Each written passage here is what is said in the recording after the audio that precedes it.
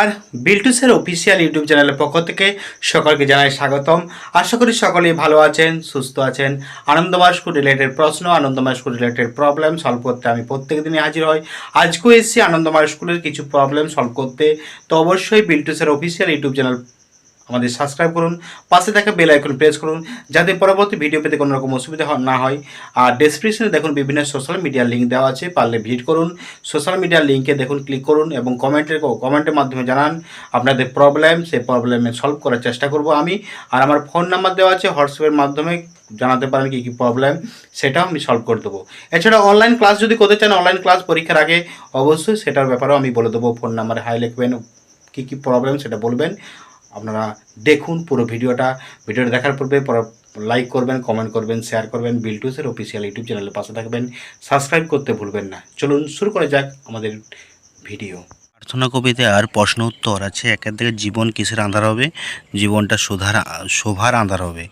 তারপর আছে, কি দিয়ে সবার মন তুষ্ট করতে চান? পবিত্র সুগন্ধে সবার মন তুষ্ট করতে চান। কে তার জীবন শোভা করে থাকবেন? ভগবান তার জীবন শোভা করে থাকবেন। ঘয়ে আছে একের দাগের ঘ, কে অনুক্ষণ তার জীবন থাকবেন? দয়াময় বা সুন্দর দয়াময় বা ভগবান তার জীবন থাকবেন, অনুক্ষণ তার জীবনে থাকবেন। একের দাগের উঁয়া কি আছে? তিনি অন্ধের কাছে কী হতে চান? তিনি অন্ধের কাছে যষ্টি হতে চান। কবি এবার দিয়েছে, কবি কেমন জীবন প্রার্থনা করেছেন? কবি প্রার্থনা করেছেন জীবনটা যেন ফুলের মতন হয়, সৌন্দর্য দান করতে পারি, পবিত্র সুগন্ধে যেন সবার মন তুষ্ট করতে পারি।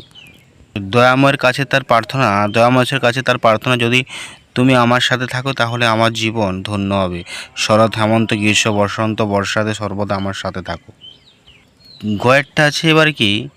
গয়েরটা আছে যে কবি অন্ধের যষ্টি হতে চান কেন? অন্ধ লোক যেমন যষ্টি ছাড়া চলাফেরা করতে পারে না, কবি অন্ধের যষ্টি হতে চাইছেন দুঃখীদের পাশে অন্ধের যষ্টির মতো নির্ভর হতে চায়। এবার আছে ঘয়েরটা, যে কবি কাদের সেবায় তিনি নিজের জীবন ব্যয় করতে চেয়েছেন?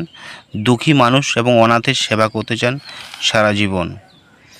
আর তিনের দাগের ক আছে, কবি কি প্রার্থনা করেছেন? নিজের ভাষায় লেখো। কবি ভগবানের কাছে প্রার্থনা করেছেন জীবনটা যেন ফুলের মতন হয়, তাহলে সৌন্দর্য দান করবে।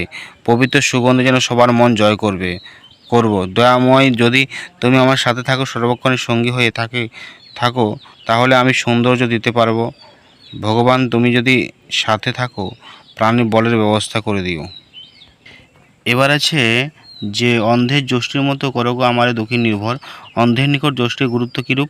অন্ধের নিকট অন্ধ মানুষ যখন যষ্টি ছাড়া চলাফেরা করতে পারে না, আর কিভাবে তিনি দুঃখী নির্ভর হতে চান? অন্ধ মানুষ যেমন যষ্টি ছাড়া হাঁটতে পারে না, তেমনি আমি দুঃখী মানুষের কাছে অন্ধের যষ্টি হতে চেয়েছি। আর ঘরটা কি আছে? ঘরটা আছে, হে সুন্দর থাকো অনুক্ষণ। কবি সুন্দর বলতে ভগবানকে বোঝানো হয়েছে। আর তিনি কি অনুক্ষণ প্রত্যাশা করেন? তিনি ভগবানকে অনুক্ষণ প্রত্যাশা করেন, কারণ আপদ বিপদ, জয় পরাজয়, সুখ দুঃখ, শান্তি অশান্তি প্রভৃতির মধ্যে পাশে থাকা।